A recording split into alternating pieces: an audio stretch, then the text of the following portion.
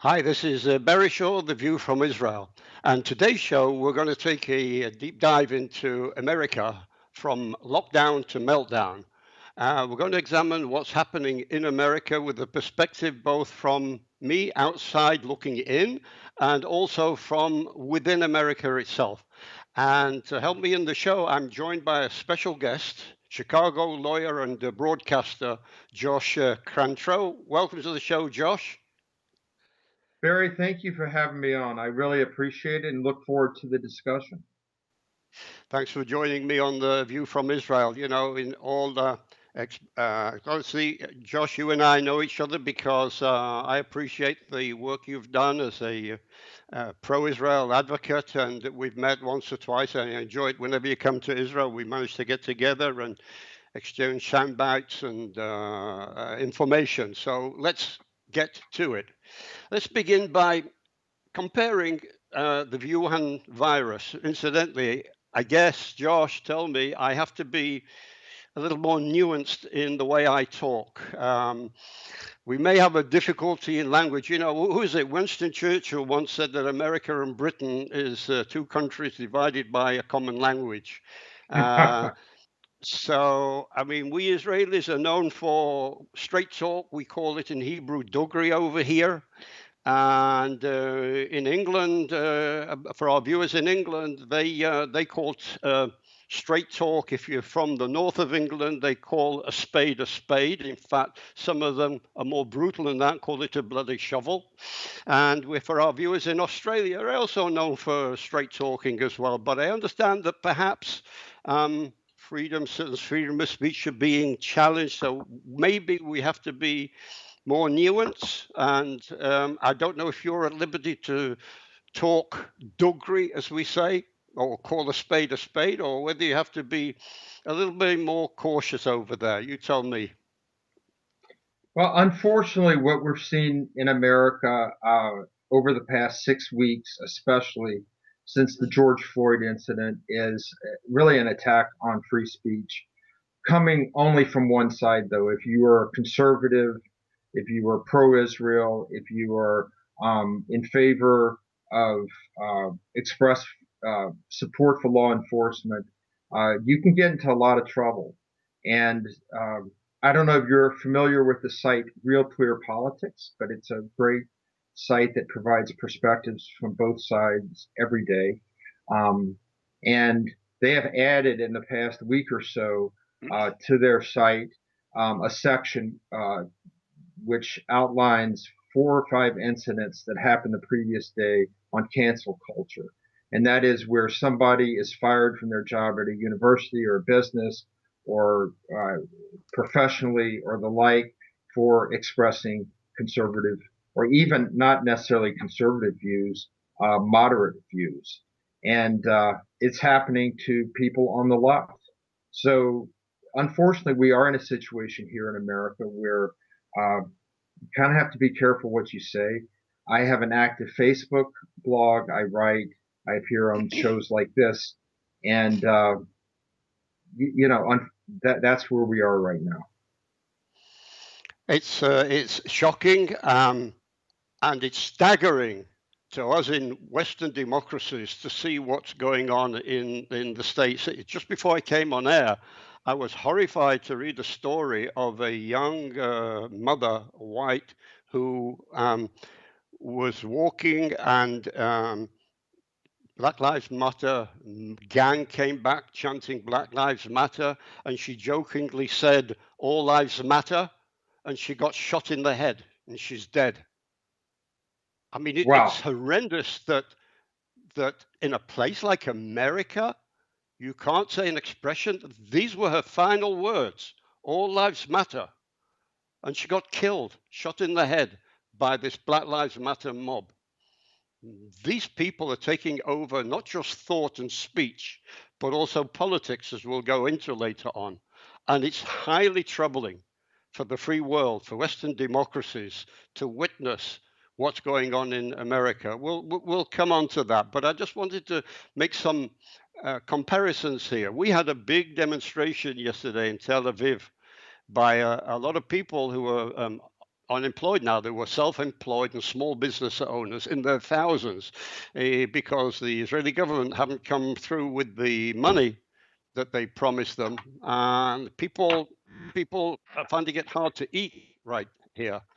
But what happened is Israel got off to a very good start, better than most other countries. We closed down the country pretty quickly, both internally and externally, by cutting out incoming flights, and they began to concentrate on hotspots. And Lawrence, our producer, this show is being produced by. You're in America, in Chicago. I'm in Israel, and our producers in Stockholm, Sweden. And about in May, I had a chat, a conversation with a Swedish doctor, and we compared how Israel was doing with Sweden. And in Sweden, they use the herd immunity, keeping businesses open and let people mingle and infect each other. But their death toll was over 4,000, and the population is more or less the same. And he looked at it as a success. And ours was at that time under 300. Now, why is it interesting to make a comparison with Israel and where you are, Josh, in Chicago, is because your city has a population of 8.8 million. We have a population just approaching 9.3 million.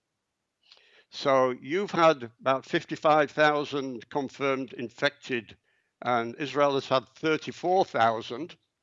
And your death rate, I understand up till now, is a figure I dragged off the computer this morning, stands at 2,666, right?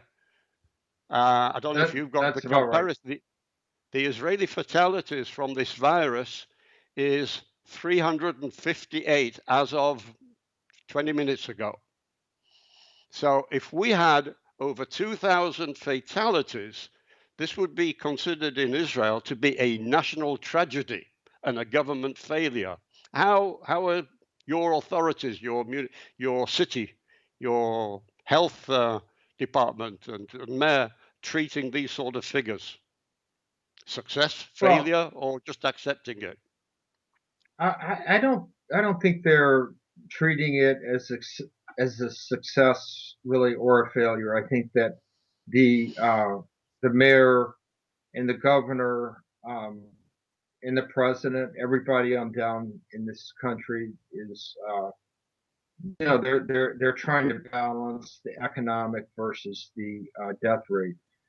I would say that our mayor and our governor have spent um, a whole lot of time criticizing the federal government and President Trump in particular in order to score political points.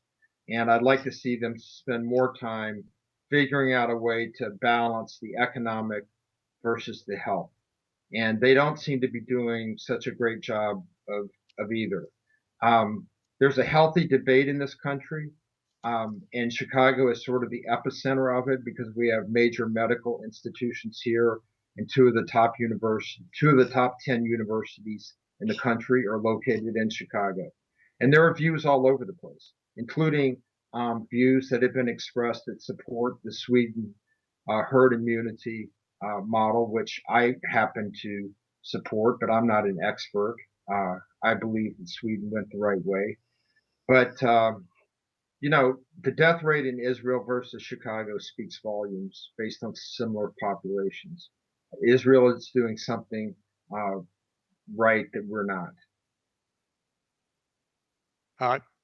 Tell me, um, did you hear anything, Josh, in Chicago where the mayor or the governor sent infected patients into nursing homes? Because I understand that about 40% of the fatalities are in nursing homes. I don't know if it's the same situation they had in New York, where Andrew Cuomo insisted that infected people went into nursing homes, which was an absolute killer mistake. I agreed with you that is what Cuomo did, and that it was a killer mistake. And I don't believe the same thing happened here in Chicago and Illinois, but I know it did in Pennsylvania. And it Yeah. just absolutely makes no sense when you have 40% of the U.S. population dying from COVID. let me rephrase that. When you have nursing homes contributing 40% of the deaths, overall COVID deaths, you could isolate the nursing homes. You could put protective measures in place, very strict measures in place around nursing homes. And the elderly and vulnerable and the people with pre-existing conditions, but generally let the rest of the population go on with their lives with appropriate precautions like social distancing and wearing masks. That is not what's happened here in Chicago, and it's not happened generally in America. And I think it's just a real shame. I think this is where we come on to a little bit of the hypocrisy. I don't know if you agree with me, but I would pose this, that if President Trump had signed an order saying infected cases must be sent into nursing homes to keep beds in hospitals free, resulting in tens of thousands of deaths from infected elderly in old age home, I am absolutely certain that the Democratic Party would be begging for his head and having impeachment and doing all sorts of things. And yet, when these orders are given by Andrew Cuomo, or they're given by the Director of Health of Pennsylvania under Tom Wolf, it's a given. No, and I discussed this with Lawrence, our producer, before we came on air, because I'm right in saying that the director of health, when he or she gave the order to send infected patients into nursing homes and specific nursing homes, she in fact removed her 92-year-old mother from one of the nursing homes, which indicates what? She must have been That is aware of the danger. absolutely. You have nailed one of the top five, maybe the top examples of hypocrisy that has come out of this COVID. I mean, I could go on and on about others like Bill de Blasio shutting down gyms and schools in the city, but still uh, going on and using his gym and ordering them to open for him. That's the New York City mayor, for those of you who don't know. But what the Pennsylvania health director did, and these are just facts. This is not. Yes, I'm a right of center um, uh, from an opinion standpoint, but what you just said was a fact, and I posted that on Facebook and I talked about it on other shows. This 91-year-old uh, mother of the Pennsylvania health director got out while she was sending other people to their deaths. This person, in my view, should be prosecuted. Let's talk about a couple of other cases of hypocrisy, if I may, and I'll keep it in Chicago. I understand that your mayor, uh, Mrs. Lightfoot, imposed punishment on any small business owner who dared infringe authoritarian lockdown, but asked that a beauty parlor owner open up just for her so she could have her hair done. In other words, she was punishing other beauty parlor owners if they needed to open up in order to help feed their family. But she asked for one beauty parlor to do her own hair. And when she was confronted with this, she said, I'm the public face of the city. This is your city, Josh.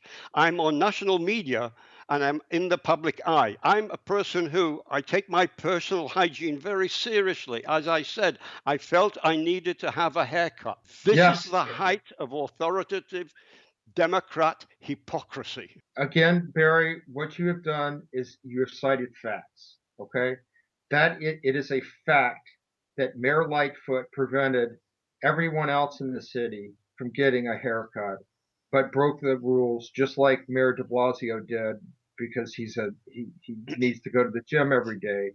She felt like she was more important than everyone else and that she could get her haircut. But I want to also touch on this.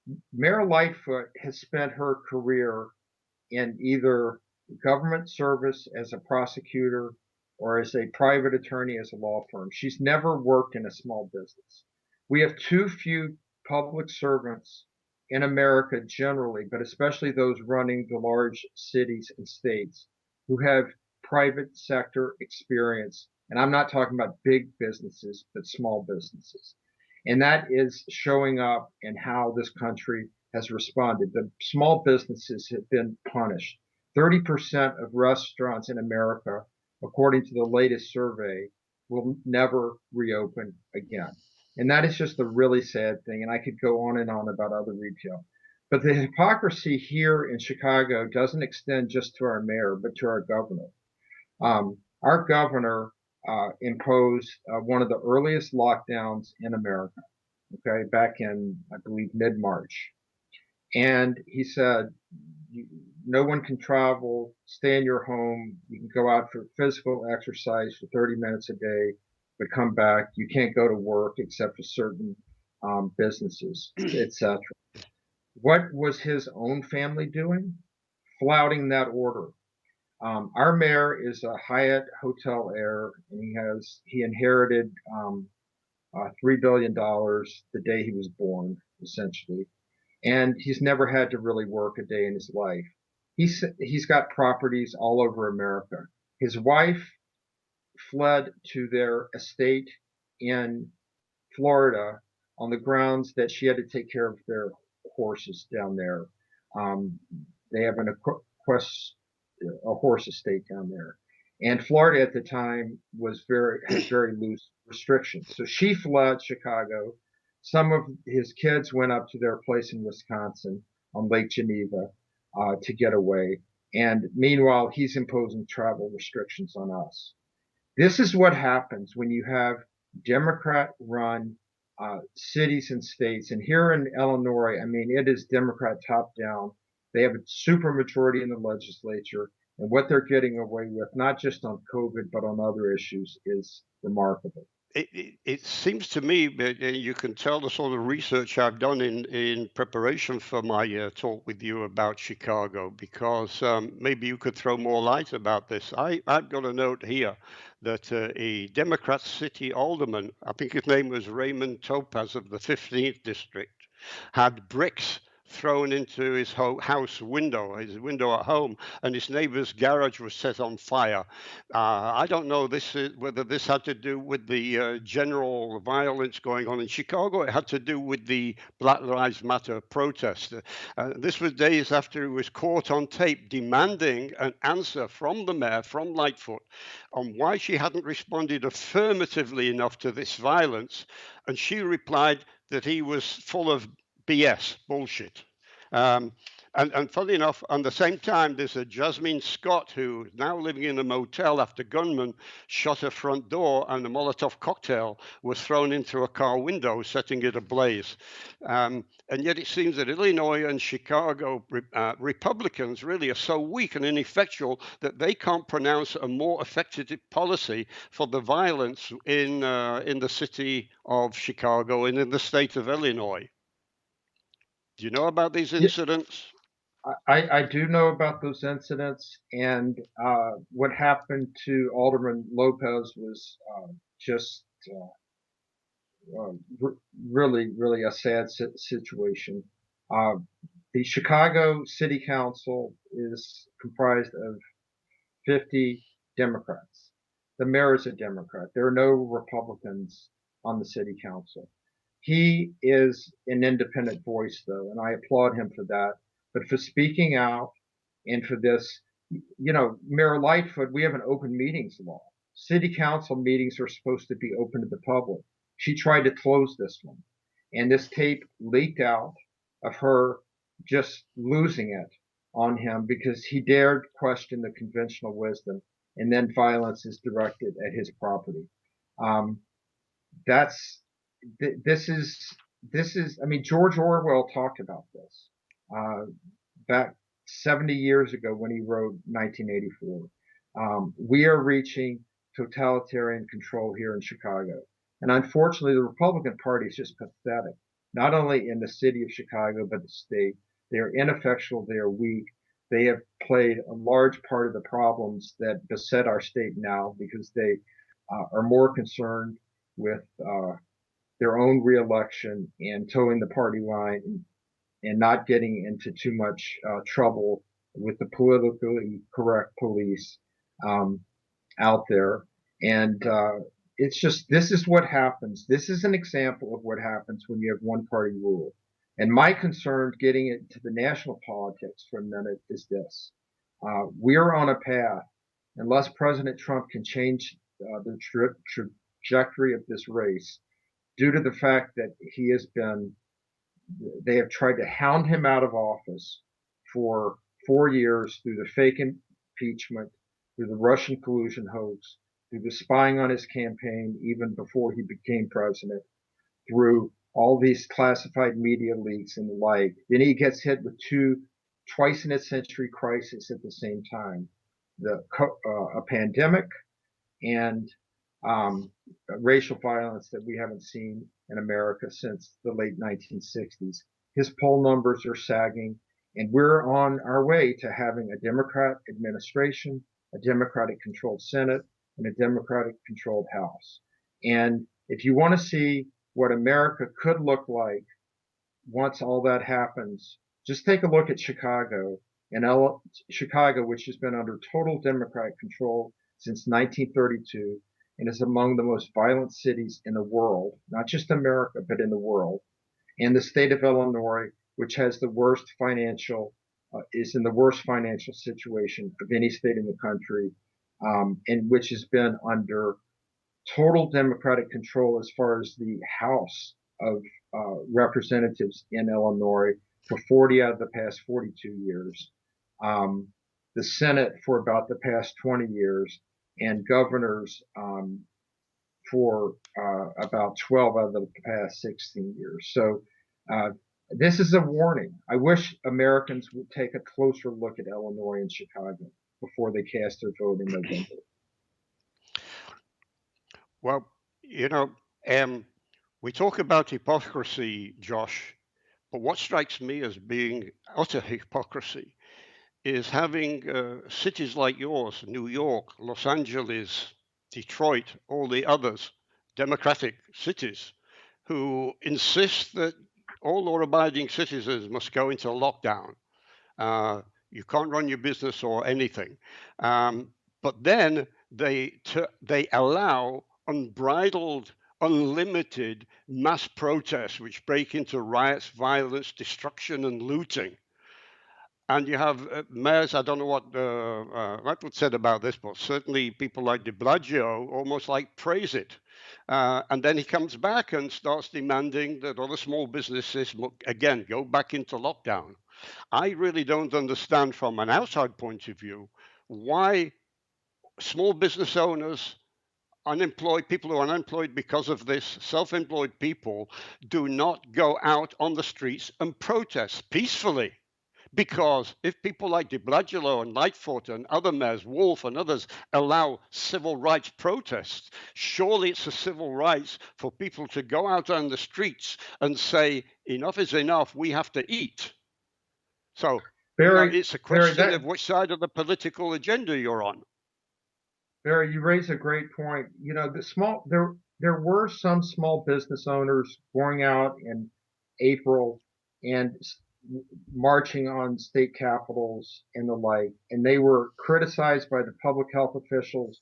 You can't do this. You're spreading the virus. All of this stuff.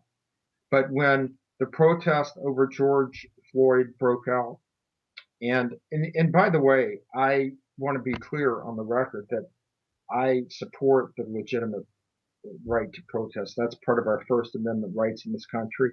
And while I don't agree with much of the Black Lives Matter platform, I do believe that people had a right to go out and protest. But they were praised by the media and by the same public health officials who didn't like the small business owners going out and protesting, and nary a word about the health concerns and the like with spreading COVID through these protests. So that is a real example of hypocrisy.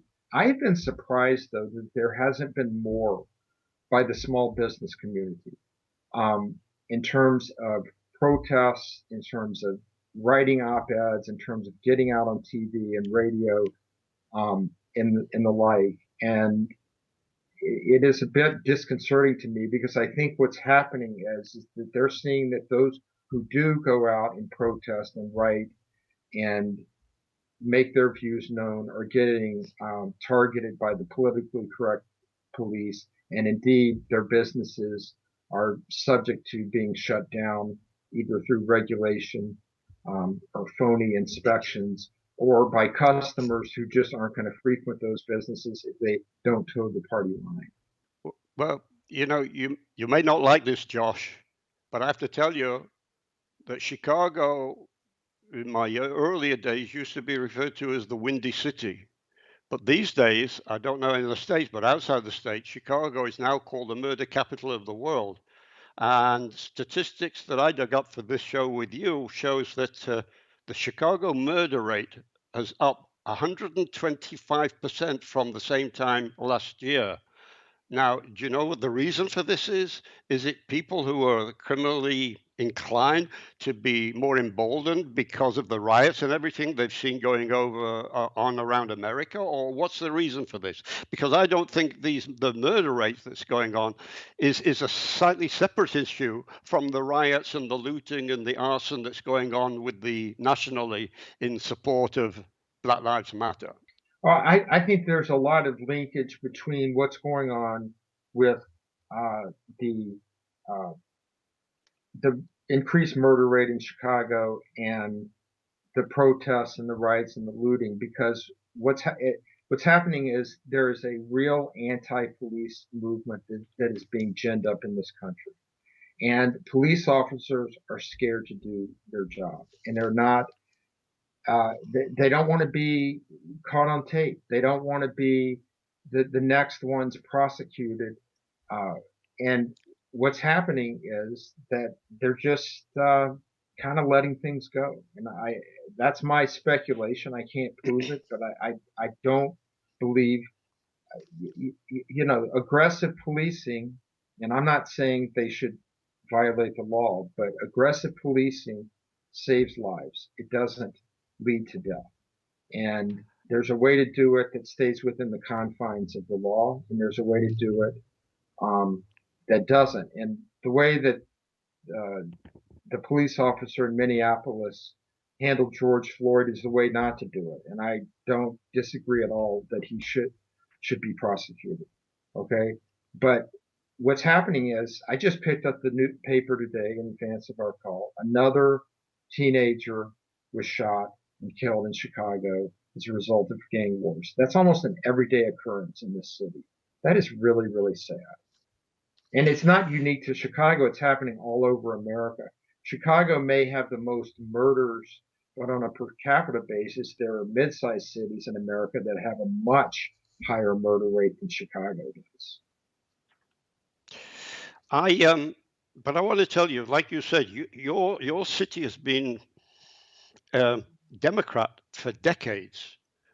With the condition of the African Americans in the inner cities, with the crime rate so high, I am staggered. I cannot understand why I would consider sensible people in Chicago would say to themselves, look, enough of the Democrats. We're getting nowhere with them. Let's give the Republicans a chance. I mean, why are they so stubbornly Democratic when your city is the crime capital of the world, the murder capital of the world? People are getting shot every weekend or whatever. Why can't they decide to go, let's give the alternative a chance? Are the Republican Party so weak in the state of Illinois and in Chicago that they can't make their case? Well, the Republican Party in the city of Chicago is almost non-existent. I mean, I know Republicans here, but most of them are in the closet because they're too scared to speak out, and they quietly cheer me on from the sidelines. But so I see a lot of weakness there. You know, they will send me things that they want me to post on my blog or say on radio or TV or the like, but they'll never like or comment on it publicly. They're just some of the weakest people I know. But in any event, you're dealing with, uh, again, since 1932, Chicago has had Democratic mayors and 98, 99% control of the city council. That is a long entrenched history. It's based on root organizations who are very entrenched. And to go in and to try to change that would be very hard to do. So I am critical of the Republican Party, particularly here in Chicago. If you look at the state more broadly, though, however, um, Illinois has had more Republican governors than Democrat governors over the past 30 years or so.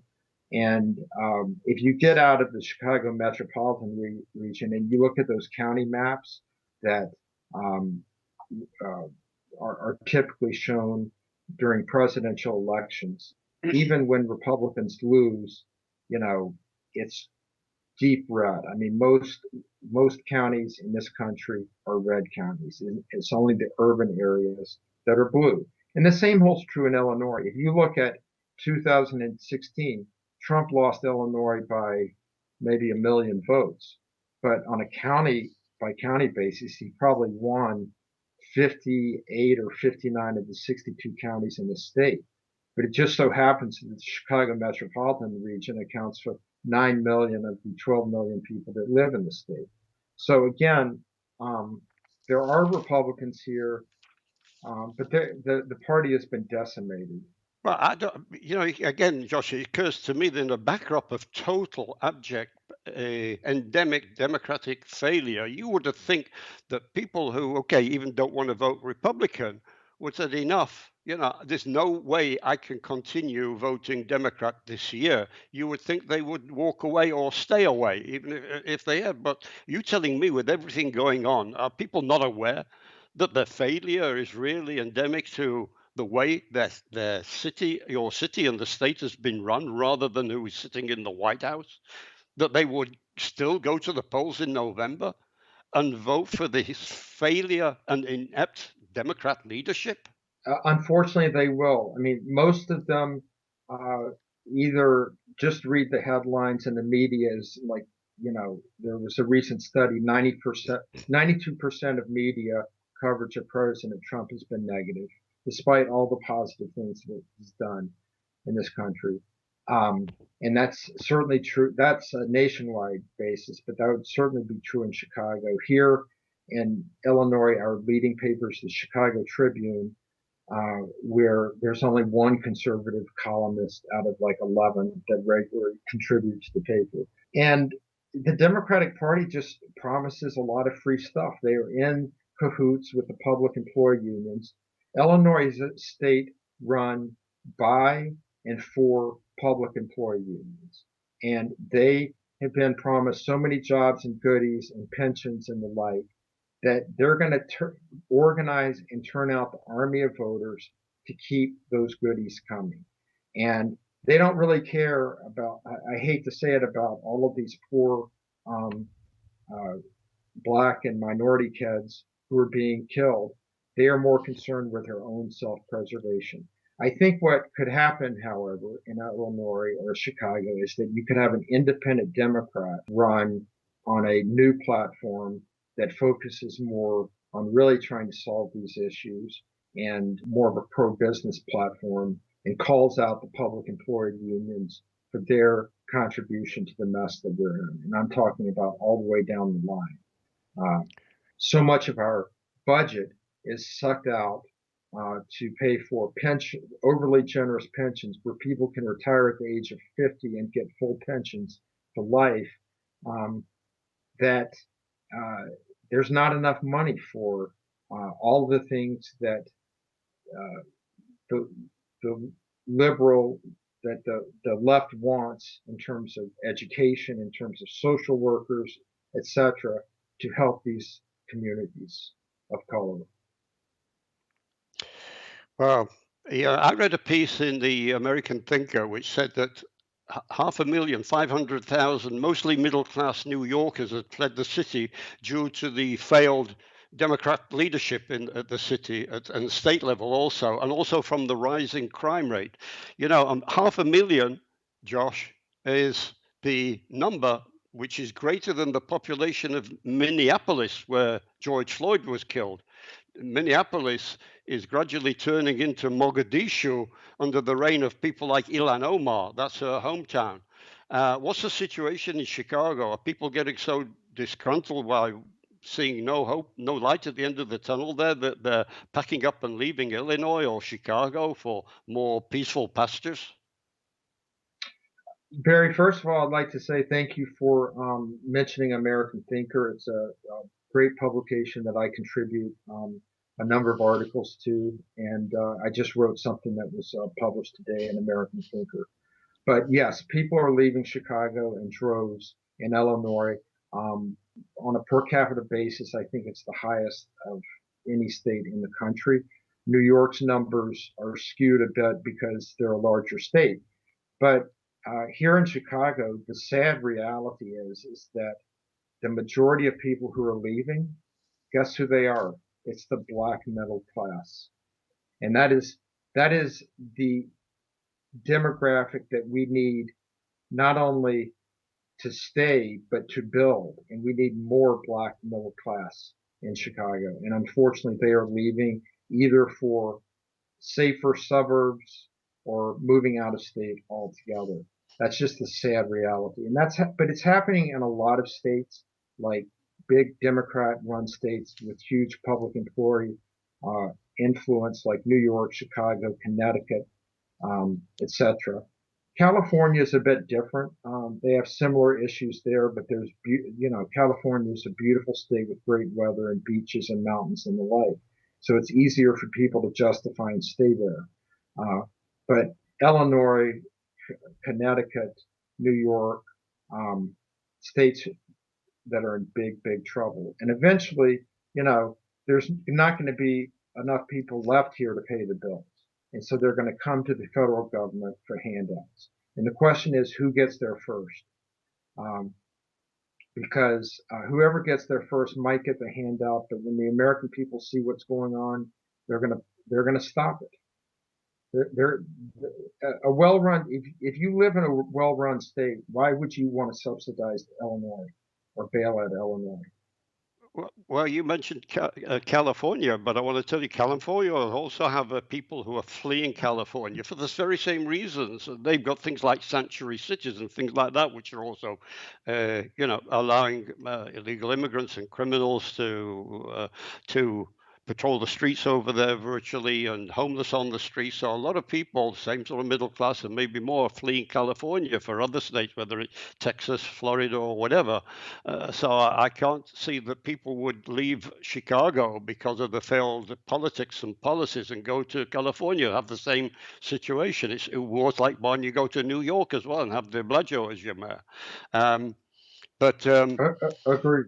all right, but if you want to, moving it along a little bit, if you want to talk about another sort of hypocrisy that we mentioned about coming on to like the protests that are okay for Democrat mayors and governors, but then won't allow you to go to the beach or whatever. But in Chicago itself, just a week ago, one of the how many people were killed about 4th of July weekend? I can't 17 people killed, 80 shootings or something like that, and there were a number of kids killed. There was a 7-year-old girl called Natalia Wallace who was gunned down about a week ago.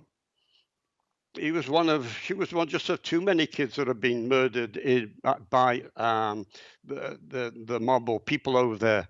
And what you didn't hear was any condolences to the parents of this girl from Black Lives Matter organization.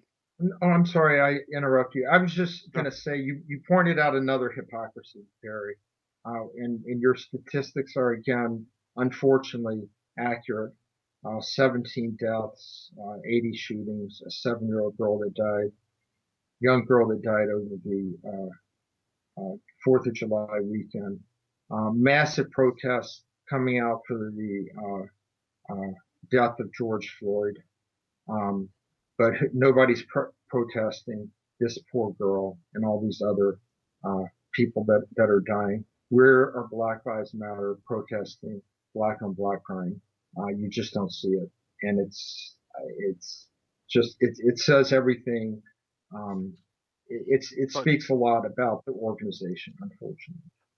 Well, I'm coming gradually onto the organization. I want to give our viewers a reality check on Black Lives Matter, the organization. But before I do that, just to emphasize the point I made, I was really shocked when I saw the father of the 19-year-old boy who was gunned down in Seattle in the Black Lives Matter autonomous zone, which was, they said, not part of the United States of America, where the mayor of Seattle said this was going to turn into a summer of love. And it turned out to be a summer of rape, murder, and extortion. And this 19-year-old boy's father, I was shocked by the fact that it took him over a week to be allowed to go to the morgue to identify his son. And he got no phone call of condolences, not from the mayor of Seattle and not from Black Lives Matter. I thought Black Lives Matter mattered to Black Lives Matter organization. Obviously, it doesn't.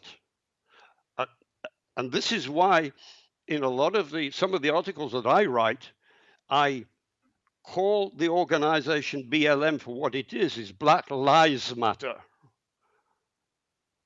This here may be a little bit provocative here, but people have got to have a reality check. So again, we see it over and over again, the hypocrisy about these people who claim to be supporting the better lives for the blacks in the inner communities. And if they wanted to do that, they couldn't do any better. They're actually even demanding of the president to spend more of his resources in the inner cities. It's a president that, quite frankly, what I can see from an outside point of view, maybe you can reflect on this, has done more for the black communities in the 3 years he's been in power than Biden did in a whole of 8 years, 2 terms of this. What's your take on that? Picking up on your last statement, I agree with you 100%. This president, before COVID hit, had the minority unemployment rate. I'm talking about people of color across the whole spectrum, whether they're black, Hispanic, Asian, etc., down to record low levels. In fact, we couldn't find people to fill jobs here in this country. It was incredible. It was down to like 2.5%. And then the COVID and lockdown hit. But we're rebounding. And what he has done for people of color has been really remarkable. He also took the step of unwinding Clinton era, mid 90s punitive uh, uh, incarceration uh, laws that had put uh, poor urban black young men in jail, in some cases for life, through bipartisan legislation, but that he led, that his administration led and crafted to wind down some of those programs and get these people out of jail and back into new lives, into better lives. There were polls before COVID hit and before George Floyd where President Trump was polling 33% in the African American community. He was doing so much toward the black community. I do want to say something about Black Lives Matter. Black Lives Matter there are many Black Lives Matter organizations. I know some of the activists affiliated with Black Lives Matter. Some of them are great people. Their hearts are in the right places and they're doing amazing work, you know. So I don't want to paint the organization with too broad of a brush. There are strains of anti-Semitism in the organization that concern me greatly. And as you point out, there are hypocrisies um, that cannot be denied. And it's just a real shame that so much of the focus tends to be on law enforcement, but not actual measures that can help and save Black lives. Well, okay. Well, I want to make at this point, I want to make it perfectly clear. I think as our viewers are listening, we're speaking up here about the horror of black lives that are being killed. And I can't understand, certainly, for instance, for George Floyd. everybody, but everybody, right and left, Republicans, Democrats, whatever, people from within America and outside of America were absolutely horrified by the scene of what they watched over there. But Yeah. to have people like me, an Israeli white Jew, and you, an American white Jew, call out why more isn't being done for the African American and the minorities in the inner cities, um, really dispels the lie that if you're white, you're a racist. That's one of the fraudulent claims of Black Lives Matter. Um, I I just want to make a quick note here, as I've done in other programs. I think what we're seeing I come from a strategic and intelligent sort of background as well. And what we're seeing in America from an outside perspective, dispassionate, you call it if you want, is a replay of what we see with other insurgency movements, whether it's communist or whether it's Islamist or whatever. And it's based on a number of factors, and I'm going to mention this to you, Josh, and also to our viewers as well to watch out for, because they hide their real agenda by what I call the 4 Ds, the letter Ds. There's deception, disinformation, disruption, and demoralization. Deception is hiding the real cause, the real agenda, what they're really after. Disinformation is broadcasting messages that attracts the masses while slandering anyone who opposes you. In America's case, that includes your president, who has been slandered and pilloried, as you mentioned before, since day one. But it also includes people like you. And I don't know if you're aware of the noxious atmosphere that's spreading fast around America, that if you say anything that's displeasing to them, that you mentioned earlier on, you could be in danger of losing your job. What do you think about that before I head on to some other factors regarding the identity of the Black Lives Matter movement? Well, you're right. People are at risk for speaking out, and that's why a lot of folks aren't. There's a theory that um, come November, all of these folks are going to speak out at the polls, and hopefully that will happen. But it is such a sad state of affairs in this country that if you express a viewpoint that is conservative, that if you criticize certain aspects of Black Lives Matter while supporting other aspects of what they're trying to do, you're branded one way or the other, and it's just it's dispiriting. We're at a point in this country where um, it's sort of a replay of the mid to late 60s in many cases, but on steroids. And the Democratic Party and the far left, which is pretty much taken over that party, are have an agenda that is not really does not comport with what this country stands for. But unfortunately, you mentioned the 4 Ds. I think they're so far they seem to be getting away with it. What do you think generally the attitude or the idea of the rank and file American is to the Black Lives Matter movement? What do they know about it, and what do they think it is? I can't speak for the Black Lives Matter movement and what they think, and I can't get involved in. I would just be speculating there. Um, what what I am seeing from the outside is a movement that um, you know. Look, there's no doubt that there have been injustices committed against African Americans in this country from the moment this country was founded. Okay, and there has been no doubt that those injustices, a lot of them exist today, and there are people of good faith on all sides of the political aisle who are trying to solve those issues. But it doesn't help the cause to go out and resort to violence. Martin Luther King was incredible in the way that he led a nonviolent movement. Rioting and looting was something that he condemned back in his day, but we're not seeing enough of that condemnation today. In fact, we're seeing basically cheerleading of it and excuse making for it, and that is disheartening. And that shouldn't be a political issue. That should just be from a standpoint of civil society to see rioting and looting and small businesses that have been just decimated by this COVID lockdown crisis. Getting double hit like this is awful. The leaders of Black Lives Matter, the organization, if anybody cares to look, are self-described Marxist leaders. They've said it themselves. It's not socialist, Marxist. And they are leading the Democratic Party from the outside. They have no intention of creating their own political party to take power.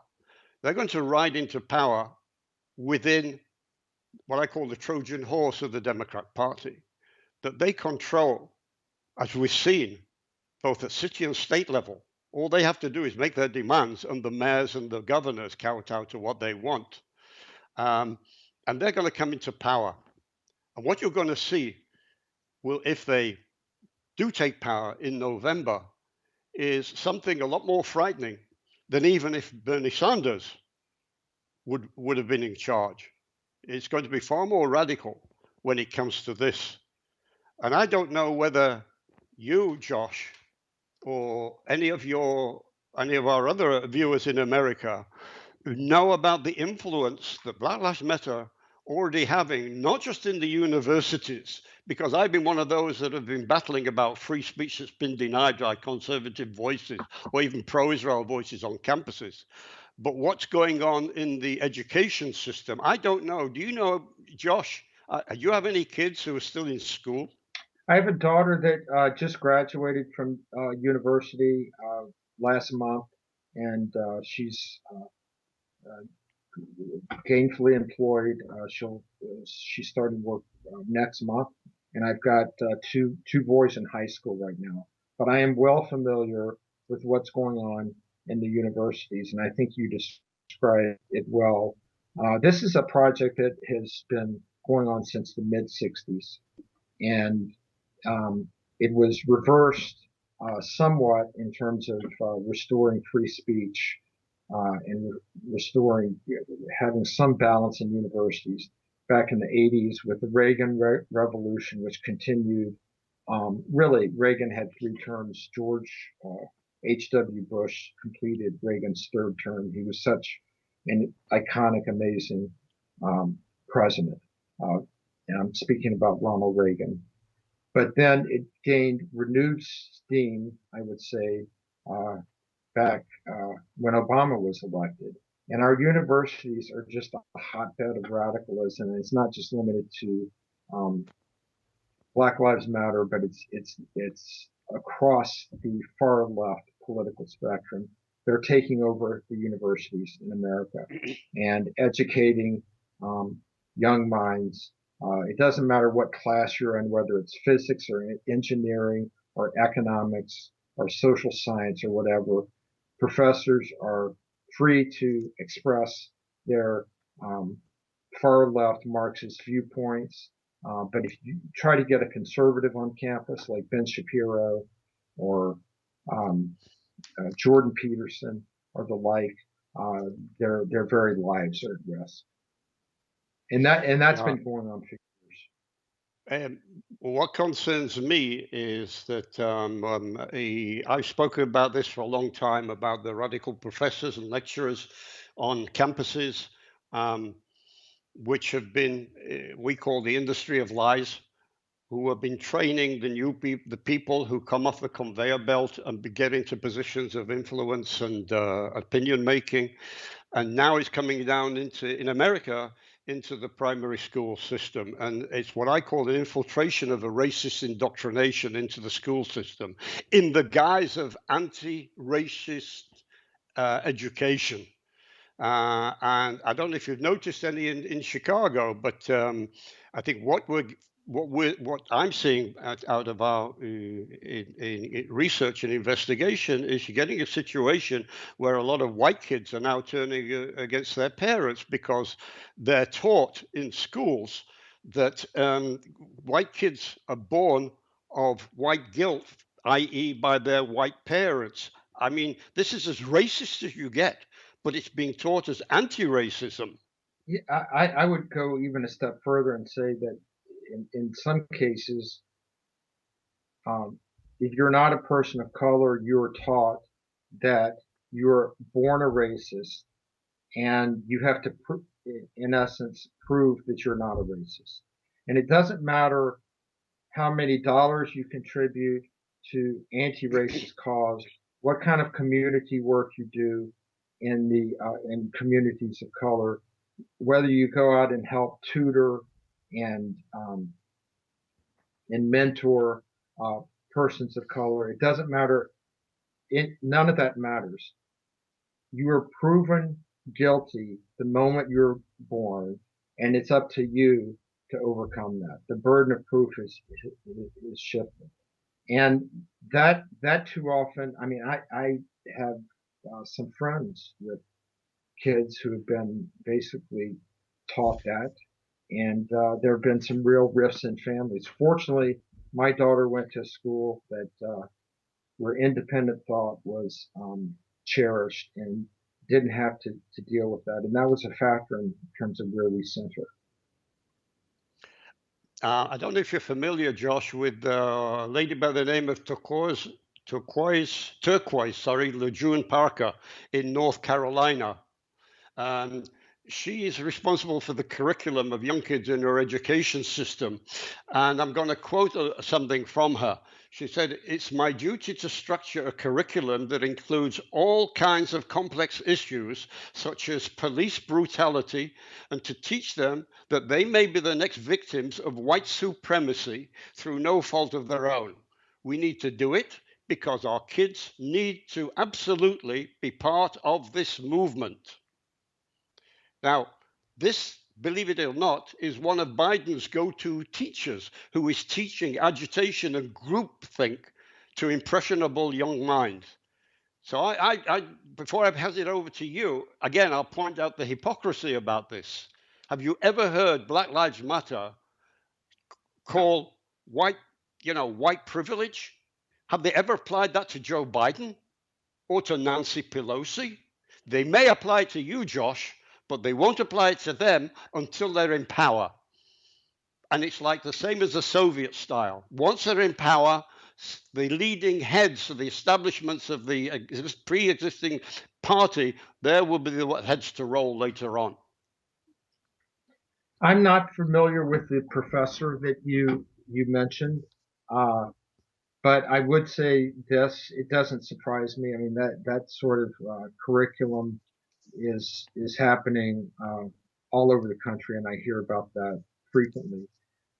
In terms of uh, hypocrisy, I would say this that it's disheartening to learn that this person is one of Biden's leading go-to uh, uh, folks.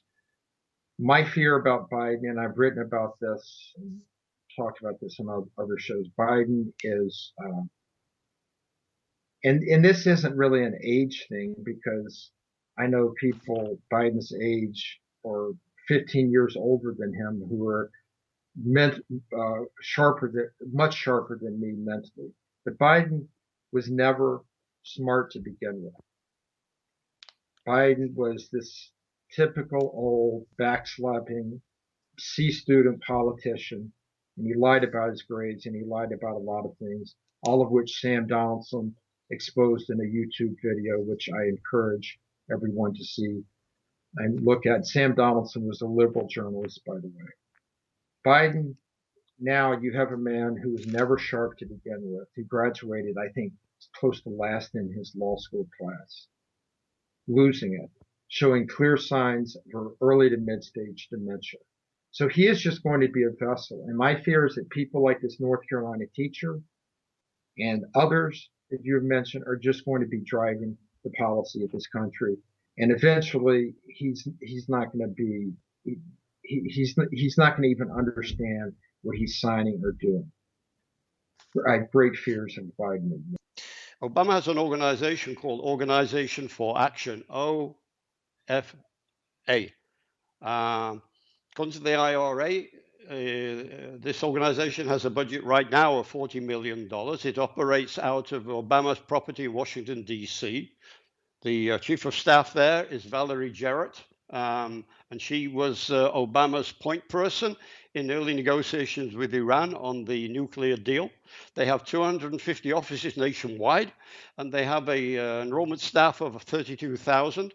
Their purpose isn't simply a hobby for Obama. He doesn't need it for community organization. There's a purpose behind this, and this is to have these people, and they're working on it right now, to make sure they win or capture or steal the election come November.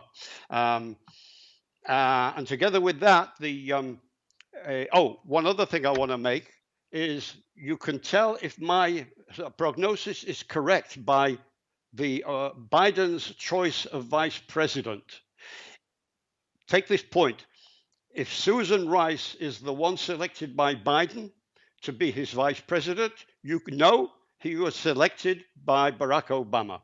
Now, as for Black Lives Matter, they have a war chest of $1.5 billion that have been donated to them since before and after the George Floyd incident. Now, they're not spending this on improving the lives or conditions of African Americans or minorities in inner cities like yours in Chicago. It's going to go strictly to getting people, helping with the election, and helping to drive them in power.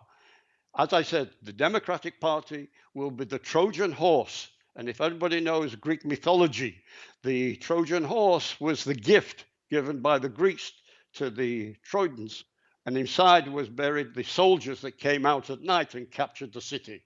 The soldiers inside this Democratic Trojan horse are the radicals belonging to Black Lives Matter, the Democratic Socialists of America, people like Ilhan Omar and Rashida Tlaib, Alexandra Ocasio-Cortez, Ayala Presley, and they have more people lined up, and they will be replacing some of the established Democrats in the upcoming elections, making it far more radical. What do you say about this, Josh? Can you hear me? Yes, yeah. I would say this. I'm going to first say that I've got to be careful here. I'm not going to condemn the entire Black Lives Matter movement. Okay, I do agree with some of what you've said about the movement, but I also know people in the movement who are good people and who are really trying to do the right thing. Okay, I do want to say this though. The Democratic Party, you are absolutely correct when you say the Democratic Party is getting more radical. That is just a fact. And my great fear is that people like AOC and Presley, Omar and Tlaib and others like her, that we're going to go not from 4 of them, okay, but we could see in the 2020 election maybe adding 8 or 10 to their ranks, and it goes on and on and on. Unless there's a pushback from the American people before that and they see what's happening, you're going to have the far left be really the dominant part of the Democratic Party. Now, I know people in the Democratic Party who don't like these folks any more than you and I do, but they don't like Trump either. And so we do need people of good faith in the Democratic Party to fight back against the radicalization and the takeover of the party. But I very much share your concerns about those members of Congress in particular, that we're going to see a lot more of them. And that's not going to be good for America, and it's not going to be good for the U.S.-Israel relationship either. Well, I got news for you, and sad news. We saw evidence of what I'm saying, which basically, sadly, disproves what you're saying with the failure of Elliot Engel to keep his seat in New York was, and he was deposed by Yeah. somebody who is going to be questionable, let's say. So again, it simply goes to prove my point that the established Democrats are going to be losing out. I believe that people like Pelosi and Schumer and whatever will stay on, but once they're in there, they're going to be impotent. Um, but and I agree. I would say that you don't have to be in the Black Lives Matter organization, or even like you and I agree that Black Lives Matter, all lives matter. We can say that without being called racists. And yes, it is altruistic. Yes, it is altruistic to say that the cops that killed George Floyd must be brought to book and everything. Absolutely. But I haven't touched on it, but I'm just going to make a passing reference to it. In all the statistics that I have got, I am totally convinced, and I know it because I've got statistics to back it up, that in fact that more whites have been killed by cops than black people. More white people have been killed by blacks than blacks have been killed by white people. And certainly blacks kill more blacks than whites kill whites. Um, but so on that score, go by the statistics. I also, in another program, and I'm just going to make a passing reference of this, you know what the number one killer of blacks are in America? Abortion. You know better than me about Roe v. Wade. But there's statistics that show that since Roe v. Wade was passed, 18 million black babies have been aborted. If Black Lives Matter, why hasn't Black Lives Matter organization addressed this crime? Why is it Well, me, like an Israeli white Jew, that has to highlight this anomaly? well, I think in terms of abortion, you've hit an incredibly hot topic, which is somewhat of a separate topic. But you're, I mean, you're not wrong to raise it and to point it out. And I would just say that yes, I'm right of center and I'm a Republican, but I am pro-choice as well with limits. But to get to a couple of other points, you mentioned Elliot Engel losing his primary. That was hugely disappointing because he was a great friend of the U.S.-Israel relationship and also a sane Democrat. Here in Illinois, close to home, we lost Dan Lipinski, who was a pro-choice Democrat and one of the strongest Yes. U.S. advocates, one of the strongest advocates for a strong U.S.-Israel relationship in Congress across the aisle. He was a conservative Democrat. He lost he ran against two primary opponents, both of whom are anti-Israel. And one of them will take a seat in Congress in January. That's unfortunate. And to lose a guy like that. On your point about where Black lives are being lost and violence against blacks by police in the comparison to whites, I would commend your viewers to an incredible podcast that I heard a few weeks ago by a progressive, liberal, Jewish man by the name of Sam Harris. A lot of your viewers may have heard of him. And he, in that podcast, goes into an hour and a half, citing footnotes and studies and details, showing all of the things that you mentioned are true. And he goes into a lot of other studies as well. So, but you don't hear about that in the mainstream media. I put that podcast up on my blog, got a lot of feedback from it, and people who actually listen to it, you can't disagree with it because it's backed by studies. I'm talking about Harvard studies, not far left conspiracy studies. But the cognitive dissonance of the left, of my friends on the left, to actually acknowledge that is it's sad. They just won't. They are convinced that most of the police, law enforcement in this country are out there and motivated by racism, and it's you're not going to be able to convince them otherwise, unfortunately.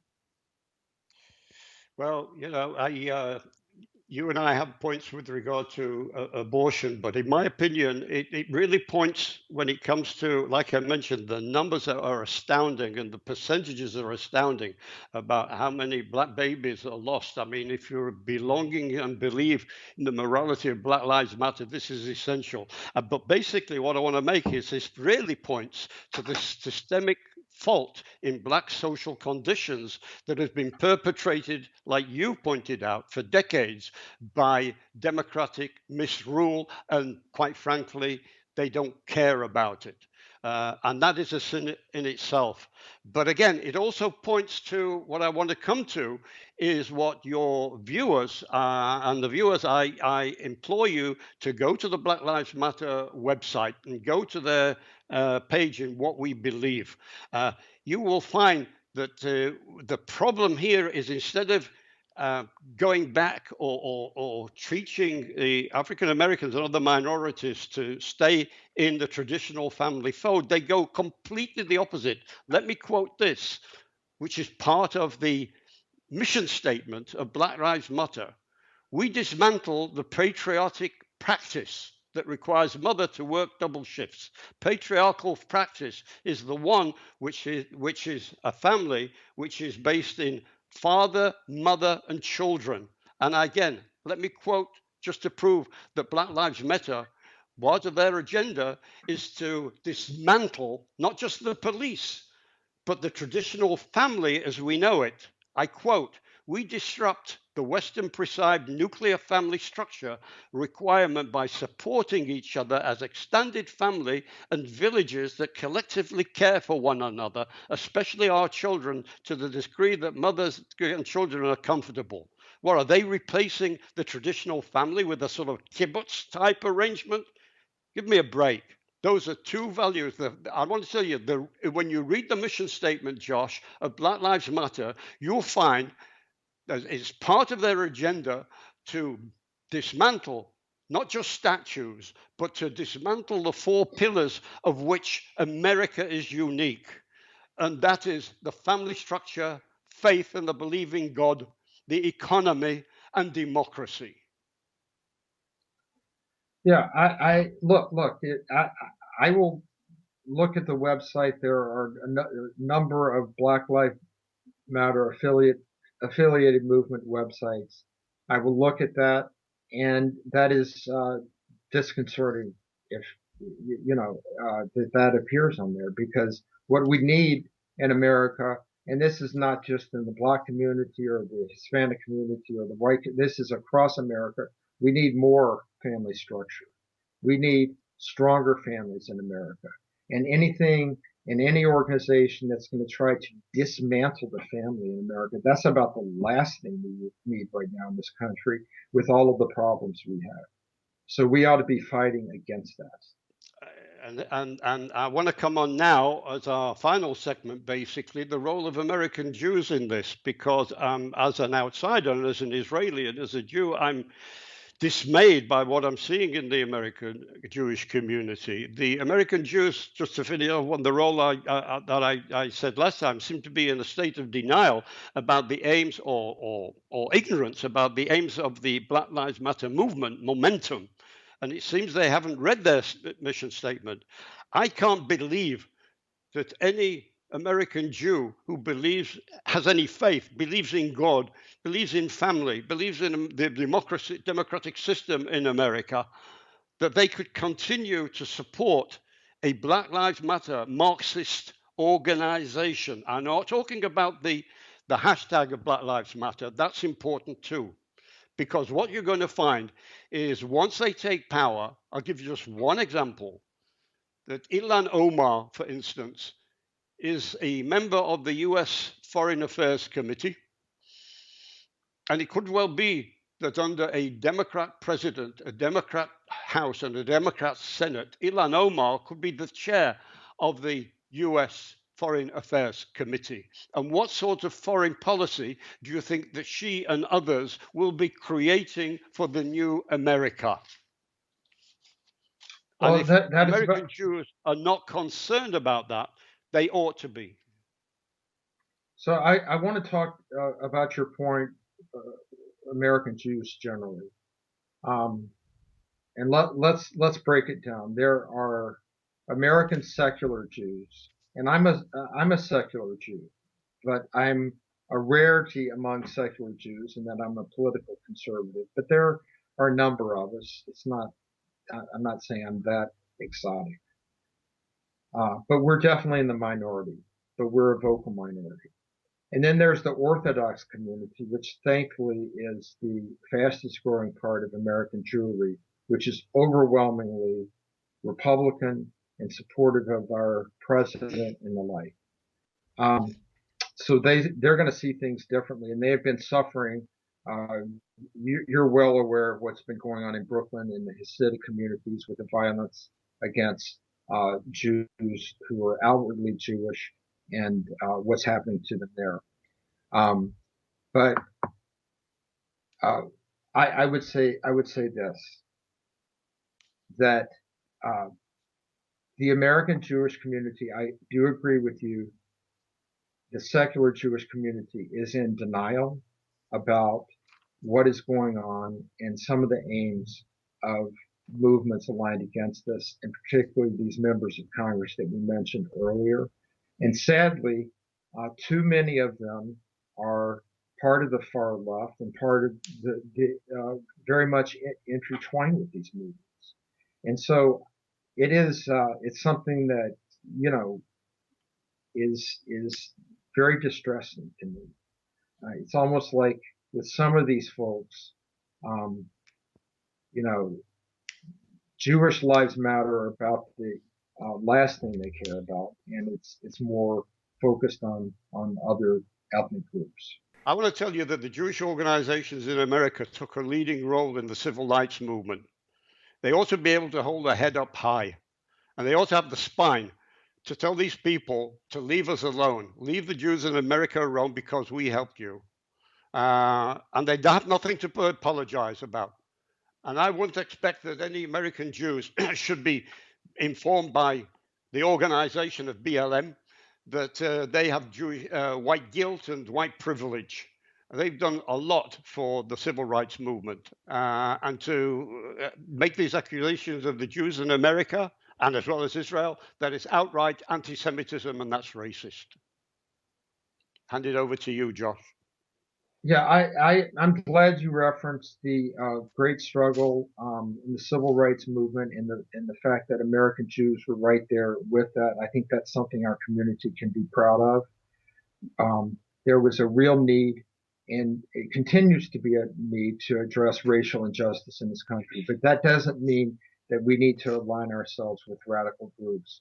And I would just hope that through the great work you're doing, Barry, educating with the show, with all the writings that you do, with your followers on social media, that we can, through education, turn some of this around and get people in our community focused on supporting legitimate groups and legitimate aims and the like, but not supporting radical groups.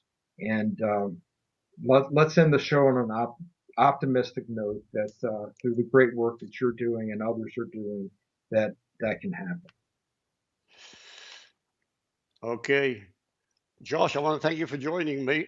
From your mouth to Black Lives' ears, or at least God's ears. Thanks, Josh. I look forward to being in contact with you as we do on frequent or infrequent occasions. I hope to see you here in Israel as soon as the Wuhan virus eases and we're allowed flights between the States and Israel. Thanks for joining me. Absolutely, Barry. We were planning to be there this summer, as we're there every summer, but obviously COVID stopped that. So I'm always excited to get together with you in person, but it's great to see you virtually.